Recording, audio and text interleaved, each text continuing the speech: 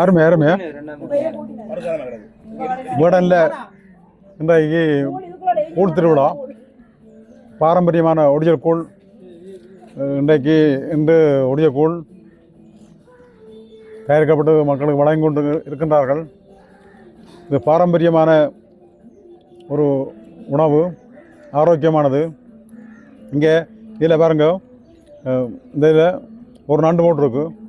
நண்டு இறால், நண்டு இறால், இந்த மீன் எல்லாம் போட்டிருக்கு. மீன் எல்லாம் இறால் எல்லாம் போட்டிருக்கு.